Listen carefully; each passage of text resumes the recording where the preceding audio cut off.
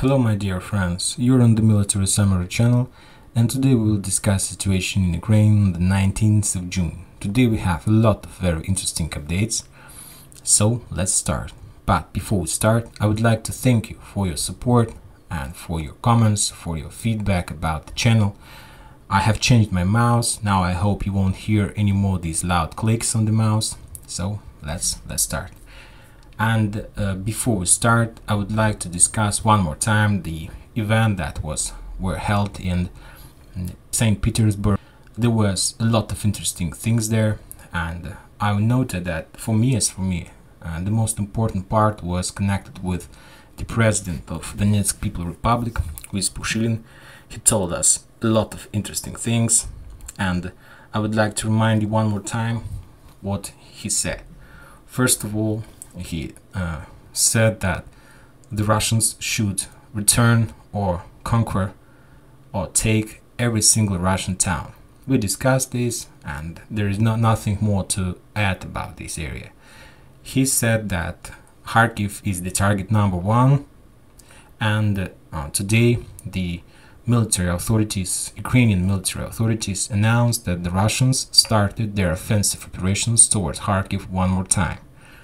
So this is very important note. Kharkiv is a very important town for many reasons.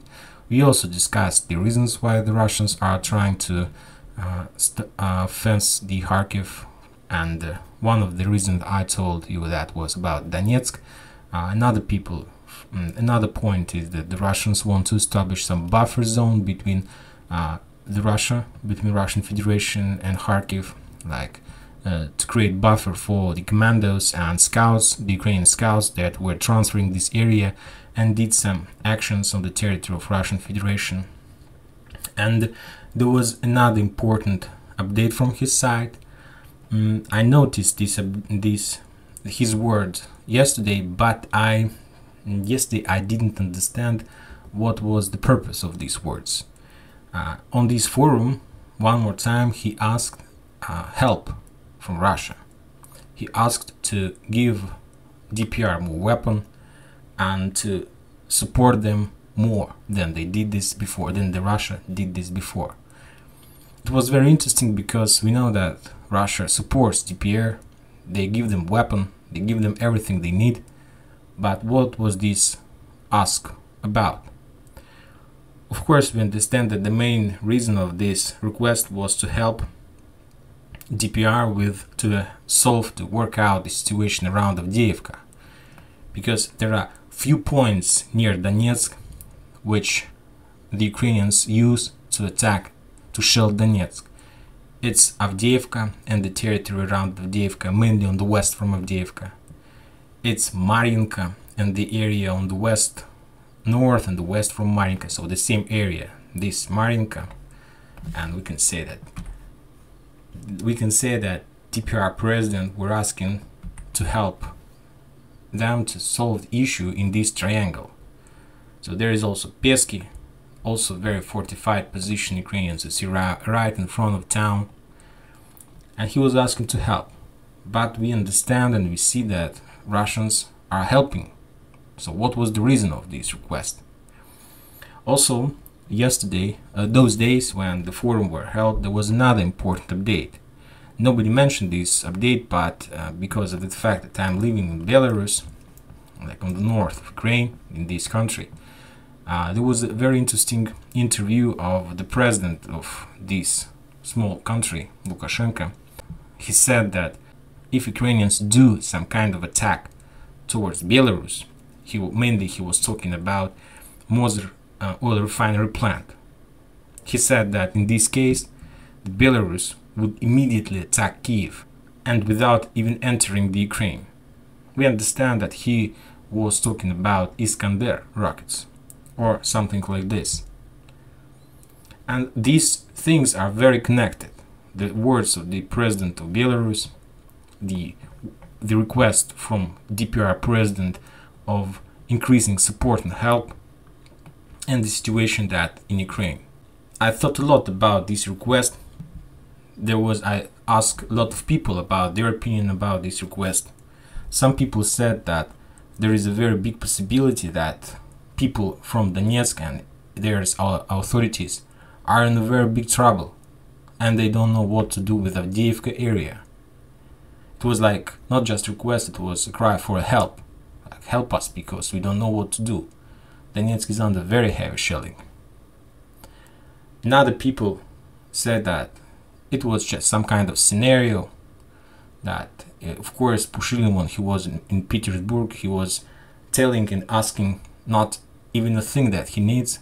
It was like a scenario, everything was already prepared for him, his speech, the questions, the answers to the questions, and so on.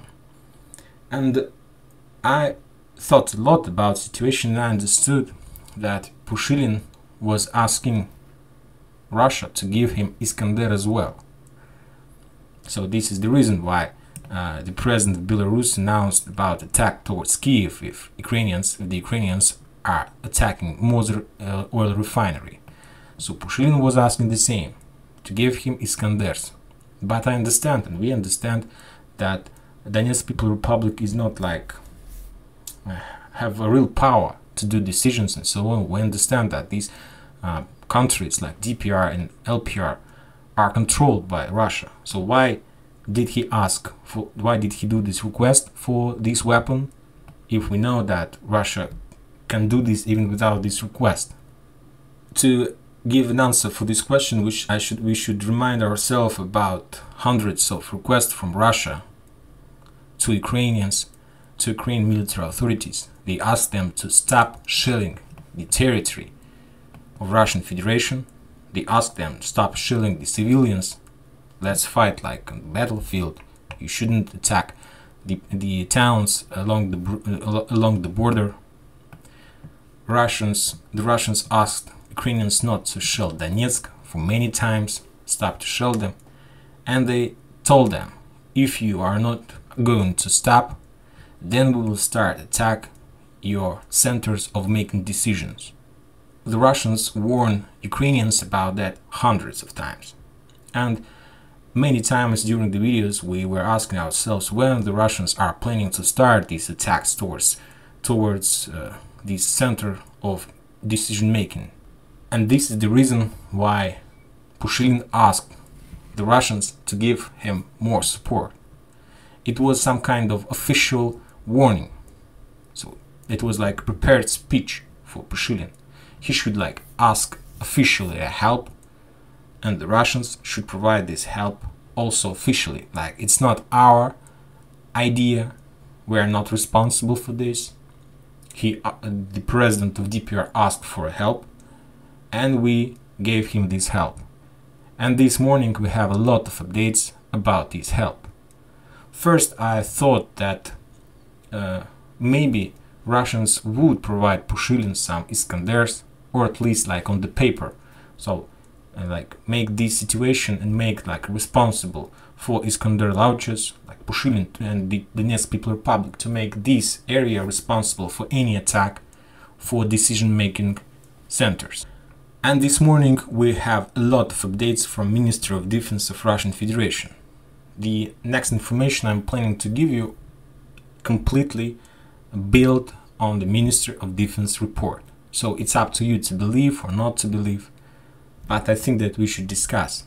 And this morning the Ministry of Defense announced that they killed a lot of Ukrainian soldiers. Not killed, let's say that according and as a result of Russian missile attack, the Ukrainians have a lot of losses. They lost around 400 soldiers and a lot of heavy tanks, heavy equipment, armored vehicles, artillery systems, and so on. The first attack that the Russians did this morning was attack towards this area, Shiroka Dacha. And according to Russian report, the Russians with this attack killed around 50 officers, including generals and higher ranked officers. And this command center was responsible for Kherson and Zaporozhye front lines. So we can say that the head of Kherson area, Kherson front line, and Zaporozhye front line from Ukrainian side is totally destroyed. I'll repeat myself, according to the Russian Ministry of Defense, this morning maybe yesterday in the evening, they killed around 50 officers of higher ranks, including generals, colonels, and so on.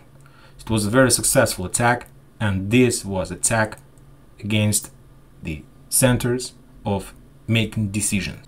This was some kind of answer about the shelling of Donetsk. Another report from Ministry of Defense that the Russians attack area near Dnipro. The Russians attacked Gubiniha rail station, this one. There was a train, a lot of trains, and these trains brought a lot of forces, like reinforcement, a lot of tanks and so on. And according to the Russians report, they attacked this area with their rockets, and the Ukrainian losses is around 100 soldiers, 30 tanks and armored vehicles. Another attack the Russians did during the previous 24 hours was in Selidovo, this town. Rocket strike is like an icon in this area. As a result of this attack, the Ukrainians lost around 200 soldiers. So this is the result of Russian rocket attack for the last 24 hours. And we can say that it's some kind of response against the Ukrainians' attack and shelling of Donetsk. And if the Ukrainians are not going to stop, I'm sure that we will continue. We're going to see more and more rocket attacks against the centers of making decisions. And that's it about the rockets and so on. If we're talking about the front lines, there is no changes at all during these days. Regular heavy fighting on the front lines. One important update about Slaviansk bridgehead. More and more news are coming from Raigorodok, and there is some sources that saying that there are very heavy clashes. And now one of our military summary community members sent me a video from this area, and it was marked as the video from the Russians. So there was like somebody was running in this town, showing like streets and so on, and it was noted that this is the video made by the Russians in this area. There are still no confirmation that this town is not the Russians. Nobody confirmed this information, but we're gonna see and follow the situation. As we discussed, Raigorodok is very important, and I noted many times in my previous video that Ukrainians should keep an eye on this area, because this is a very important town. Some updates are coming from Severodonetsk. One of the most important updates is that some Ukrainian forces surrendered. There are a lot of national battalions in Ukraine, like Azov, and another famous battalion is Aidar. And these days, the head of this battalion was captured in this area. One of the commanders of this battalion was captured. Ministry of Defense of Russian Federation noted that Metyolkine, this town, was totally cleared from Ukrainians. There was some reports about this river Seversky Donets. We know that there is no longer a way how to support the Ukrainians that is captured, that is trapped in this Azot plant. And there is some videos in the internet. You can see that Ukrainians built some, not even pontoon bridges, but a regular rope crossing. The situation is critical. The Ukrainians have big losses in this area. There was a lot of updates about the losses of foreigners in this area. They are trapped here, but they're still holding this area. I don't have any updates if they're planning to leave this area in the near future. More updates are coming from Bile Island, from our famous Bile Island. You know that in the past there were few attempts of attacking this island, and few attempts of the Ukrainians were trying to return this island for at least few times, but every time they were defeated and had a lot of losses in this area. But Russian intelligence are saying that the Ukrainians are preparing now another offensive operation, and they're ready for this. They bring here a lot of forces. They have already a lot of Bayraktars in this area. We know that the USA sent here at least 2 Harpoon systems. There are a lot of soldiers, Ukrainian soldiers, and also in the area between Sanjika, in this area, the Ukrainians establish few systems S-300, so they're prepared and I'm sure that in the very near future we're gonna see another battle for Bail Island. Furthermore, there was an update that a few days ago the Ukrainians destroyed or attacked one ship. If we're talking about the Ukrainian sources, they are saying that they sank this ship, but if we're talking about the Russians, they managed to save the ship, and this ship was transferred to Crimea, where we can say that these ships are going to be fixed. It wasn't a big ship, but the Ukrainians were checking their Bayraktar systems. They were trying to understand if the Russians are able to see them, because as I told you like minutes ago, there is 300 systems, and also there is a system that blocks the Russians anti-air systems, and they make them blind in this area.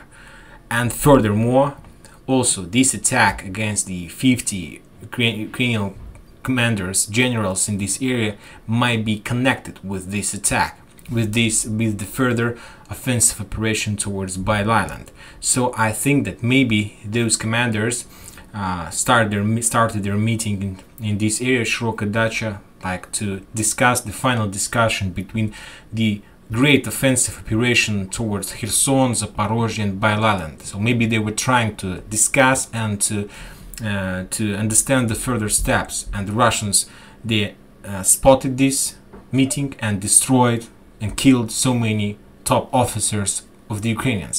So we can say, and we will see in the future, in the near future, if any offensive operations towards Bail Island is going to start. And if it's true, then we can say that the Russians did a very great job to prevent this operation by killing the head of these command headquarters in this area. Another important update I would like to discuss with you, the area near Kaliningrad. As you know, the Baltic states, they stopped any transportation of any goods that is under sanctions. Of course, the citizens of Kaliningrad, this is territory of Russian Federation, still have possibility to a lot of resources, a lot of goods, but a lot of goods is under sanctions. So that's why the Russians can no longer use Belarus and Lithuania and Baltic states as the countries where they can transfer through these goods. Of course, if we're talking about sanctions, that means that any kind of goods can be under sanctions, like oil or gas or something like this. So we see that the European Union starts some blockade over Kaliningrad. We follow this situation. We know as well that the NATO countries brought here a lot of their ships, according to the last trainings that they were doing in this sea. So we can say that the NATO and the European Union started the blockade of Kaliningrad. That's like the first step, of course, first step that Baltic states did, but it's something more if we're talking about the global scope. And I'm sure that the NATO countries and the European Union will try to manipulate the Russians with Kaliningrad. I'm not sure that NATO are able to establish control over Kaliningrad, at least for now, because it's like nonsense. But to try to manipulate, it's a very good weapon to do this. We'll follow this situation as well, but I must say that with this action, Baltic states, they cursed themselves, because I'm not sure that this is a very good idea to do this. You know that I think that it's a very bad thing that happened with Kaliningrad. I'm sure that the NATO and the West countries, they need to do something. They shouldn't like watch how the Russians are taken town by town in Ukraine. But this step was a very bad idea, I think. But it was done. So we'll follow this situation as well. And that's it for today. I would like to remind you one more time that Military Summary channel condemned any violence in Ukraine. Thank you for watching, subscribe to my channel, put your likes and enjoy your weekend. Bye bye.